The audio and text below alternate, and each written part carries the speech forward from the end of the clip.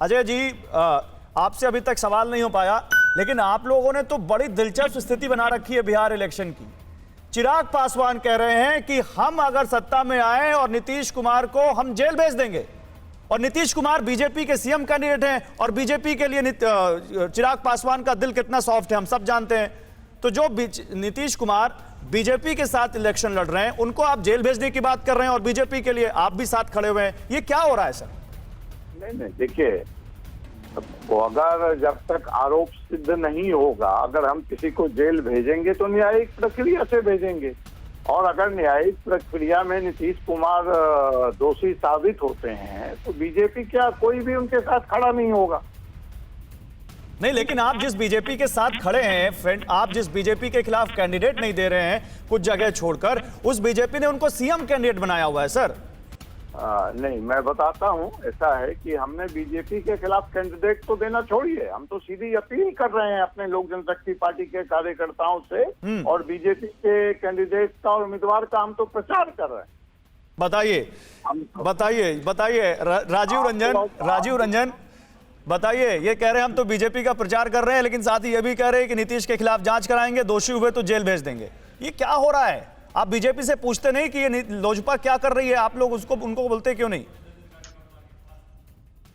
कि आपके कान को कौवा लेकर चला गया, ये एक लोकोक्ति है, तो अब मैं कौवा के पीछे भागूंगा, ऐसा तो नहीं होना है। अब चिराग पासवान की पूंजी यही है, वो लोगों को अफवाहों के जरिए भ्रमित करने की कोशिश करेंगे। दरअसल सच्चाई है कि अगर वो खुद चुनाव लड़ते तो चुनाव हार जाते, विधानसभा का चुनाव हार। बिहार में एक तरफा नीतीश कुमार जी के नेतृत्व में एनडीए का बड़ा फासला है बाकी अलायंसेस के साथ। यहाँ कई अलायंसेस लड़ रहे हैं। 90% मतदाता नीतीश कुमार जी के नेतृत्व में अगली सरकार चाहते हैं, और अजय कुमार जी बहुत अच्छे लेकिन राजीव रंजन मुझे एक चीज बताइए। बैठना तय है। राजीव रंजन मुझे एक चीज बताइए, क्या आपको लगता नहीं कि इस तरह के प्रचार से जेडीयू को बहुत नुकसान होगा? नतीजे बताएंगे गौरव जी, नतीजे बताएंगे। और इस तरह का खेल हर चुनाव में कभी न कभी होता ही रहा है। पिछले चुनाव में ये भारतीय जनता पार्टी के साथ लड़ रहे थे और इनको 2 सीटें मिली थी। भारतीय जनता पार्टी के साथ लड़े थे, 2 सीटें। अरे सर, लेकिन इस तरह नहीं था कि आप नीतीश को बोले कि आप उनके खिलाफ चुनाव में लड़ेंगे और बीजेपी को कहेंगे कि मैं उनका हनुमान हूं। तो ये क्या करेंगे? इस पर हमारा क्या बस है गौरव जी? आप तो अननेसेसरी इनको तुल दे रहे हैं। सबसे पहली बात है कि इनको हवा तो आप दे रहे हैं। नहीं, हम तो हवा देंगे सर, हम तो जैसे आपको कवर करते हैं वैसे उनको कवर करते हैं। नहीं सर, आपके पास कॉपीराइट थोड़ी ना है मीडिया का कि आप चाहेंगे वैसे मीडिया काम करेगी। हम तो अपने हिसाब से काम करेंगे सर। मुझे क्या फर्क पड़ता है? मुझे मत बैठाइए। बैठा करके आप अनावश्यक उन सवालों की ओर आप ले जाना चाहते हैं। आप उन सवालों पर इतना खींच क्यों रहे हैं? सवाल तो आपसे पूछे जाएंगे राजीव रंजन, आप खींच क्यों रहे इतना? आपके सवालों का जवाब क्यों नहीं पूछेंगे आपसे सवाल? आप जिसके साथ गठबंधन में हैं, उस गठबंधन के खिलाफ अगर पार्टी उस गठबंधन उस पार्टी के साथ, को मैं लड़ाई में नहीं मानता हूं, उस पर आपके सवालों सर आपके मानने से क्या होता है? ये तो बिहार की जनता तय करेगी। अजय उपाध्याय, अजय कुमार, मैं अजय उपाध्याय आ रहा हूं। अजय कुमार, आपको लड़ाई में नहीं मानते? बना लिया मेरे को अब 3 ही बात राजीव भाई ने बोला। मैं जेल भेजने वाले लोगों को आप बहुत गंभीरता के साथ ले रहे हैं, जिनकी अपनी जमीन पर कोई वजूद नहीं है। राजीव भाई सुन लेते हैं अजय कुमार की बात।